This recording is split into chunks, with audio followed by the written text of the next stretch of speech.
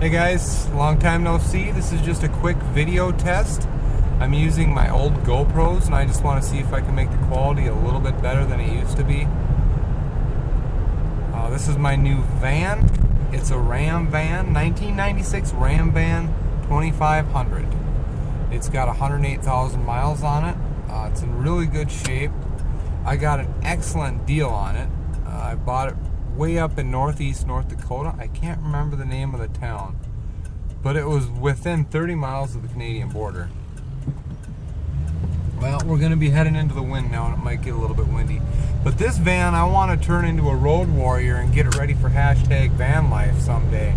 So I do want to spend a winter out on the East Coast in Florida and Georgia and stuff like that. I figured that would be real fun. But yeah, this is it. I don't want